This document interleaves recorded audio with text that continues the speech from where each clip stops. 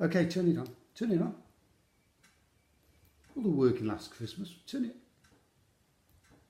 Oh, hang on, we've gone live. Ho, ho, ho. Merry Christmas, everybody. Steve here with my annual Christmas address to the nation. To the world, really. Well, I say annual. It's the first time I've done it, but it'll become an annual event. Bound to. Well, I'll say that. Couldn't remember where I put my pants this morning, so I very much doubt if I'm going to remember to do this in 12 months. But still, we'll go with that for now. Now, I know what you're thinking. You're probably thinking, Steve's getting a bit of ahead of himself. A few weeks till Christmas, getting a bit excited. And it's true, I do get a bit excited this time of year. Not as excited as our local supermarket. They had the mince pies out in July. Ridiculous. And of course, now if you want mince pies, you've got to shift all the Easter eggs to get at the mince pies. I'm sick of the sight of mince pies, not even had one yet. But anyway, I can understand, because I like to be organised. I like to get all my Christmas presents done nice and early. I know not everybody's like that. A lot of people leave to that last minute, they get all stressed. Think, what am I going to do? What am I going to get everybody? I can help you with that. Just ordered 20 copies of the Dennis Bisskit Adventures. Yep, I said 20. 20. That should cover it. Family, friends, complete strangers you meet in the street. Homeless people, anybody. Give them the gift of Dennis. They'll thank you. Now, you're talking about, you've already had your Christmas present. You had it early, you know that. What? I got you that huge box of incontinence pants. It was a thoughtful gift, that. I know you don't need them yet, but you will do. That's why it's thoughtful. Imagine this. A few weeks' time, you're walking down the street, you suddenly feel all wet and you think, hello, it's not raining. And then it dawns on you what's happened. You think, thank God Steve had the foresight, the thoughtfulness to buy me those incontinence pants. Yeah. Well, that's okay. Where was I? What do you mean? Not very romantic. Of course it is. I bought myself a box. Picture this. A month or two from now. It's a nice warm night. We're sitting outside in the garden. Candles flickering. Nice glass of wine. We're just sitting there naked except for our matching incontinence pants. Does it get more romantic than that? Well, I should think so. Sorry about that. Where was I? Oh yeah, Christmas, yeah. Yeah, and I start getting a bit nostalgic, I do. I don't know about you, I start thinking back. Now, I lived in Australia for years, so it was hot at Christmas, not the same. You know, I think back when I was a young lad in England, in the, the freezing cold and the snow, to kill me now, but in them days, you're a kid, doesn't bother you. I used to run around the snow in my underpants. I don't mean out there was snow in my underpants, or that was inside my underpants running around in the snow, because that'd be weird. Yeah. No, but I used to love it. But I get a bit nostalgic. I think back. I was just thinking the other day about 1960. I think it was 1960. Always wanted a Davy Crockett hat. All year.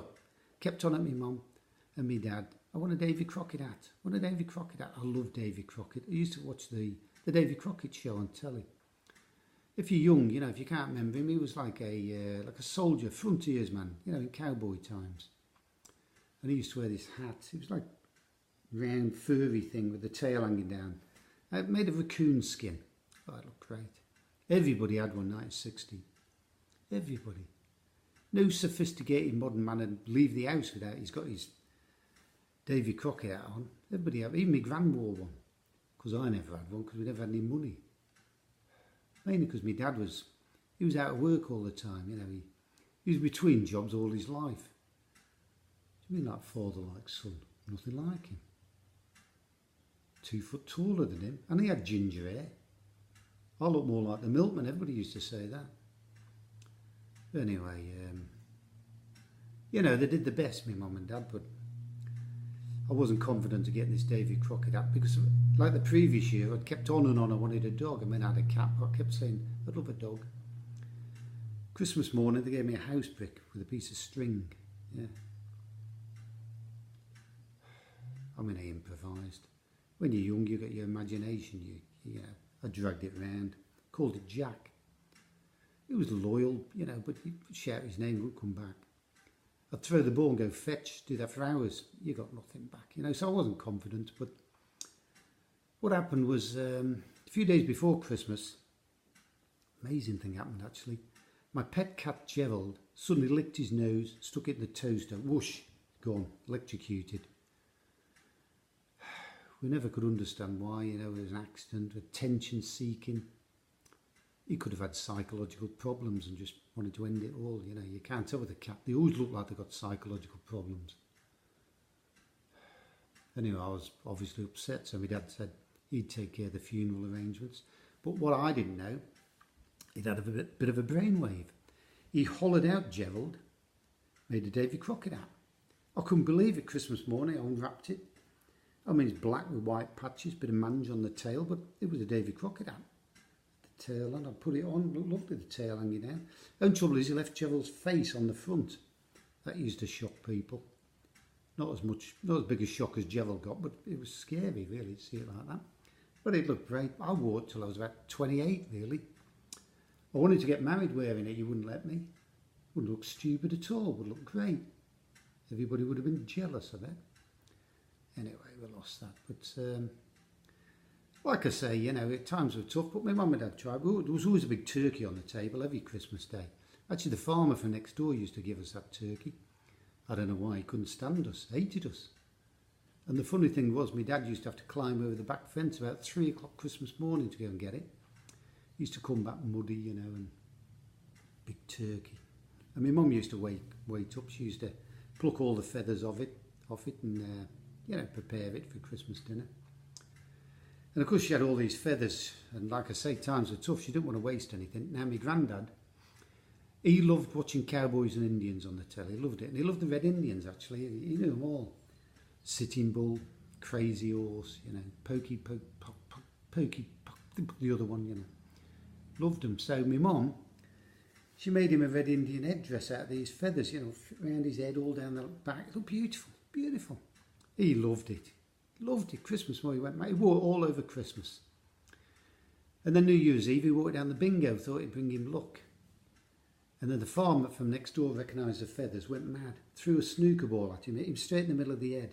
He was never the same again, never the same. Just used to sit in the back garden talking to a tree stump most of the day, never the same. But it's all memories, you know. We had a couple of bad Christmases, my granddad. I remember the following year, he loved to smoke a pipe. You don't see many people smoke a pipe now. He always had a pipe hanging down his mouth. And like middle of the year, a big tree fell down the back garden. And my dad, credit where it's due, he spent all year whittling this tree down into the shape of a pipe for my granddad, just using his penknife. Beautiful job. It was a big one. It was like a saxophone, you know. My granddad loved it. Put tears to his eyes. In fact, brought tears to everybody's eyes. There was big clouds of smoke all around, you know. So my gran got sick of it, made him go outside. So he's standing outside by the front door with this saxophone pipe down. Smoke surrounding by smoke. Suddenly we heard a big crash. Ran out, and it had been snowing a lot. All the snow had slid off the roof, buried my granddad, buried alive. No sign of him. Took us 2 hours to dig him out. Yeah. We could have probably done it half the time, really, but after about half an hour, my gran insisted on us coming in and having a cuppa and a mince pie break, you know, and we sat around reminiscing. Had a bit of a laugh and a joke, you know, all the family. And she looked at her watch and said, right, back to work. So we got back, we dug him out eventually, and he was like a lamppost. Couldn't bend, there was no sign of life, really. We had to grab an end each, carry him in, and my mum and my gran, we used to have an old tin bath, so they filled that with warm water, stuck him by the fire, took all his clothes off, stuck him in there. He didn't come round till Boxing Day, really. Dead to the world. He didn't even stand up for the Queen's speech. I'm glad he didn't, really. There's some sights you don't want to see Christmas Day, but... And of course his pipe had gone. His dog ran off with it, thought it was an unusual shaped bone and probably buried it somewhere. We never saw that again. But it's all memories, you know, you get good, bad, it's all Christmas memories. And of course it'll be here again soon, and I hope you get some new memories and have a great Christmas. I mean, of course I got you another present. You really think I'd only get you the incontinence pants? Obviously I'd get you another present. Oh yeah. I've also got you the Dennis Bisskit Adventures. Yippee! I can shove it up me what? Oh, sorry about that. Sorry for that. Hey? Brilliant. Bit late now. Oh. Hey, do you fancy mince pie? Yeah, put the kettle on. I know, we'll put on our incontinence pants, go and sit in the garden. Make a day of it. Hey!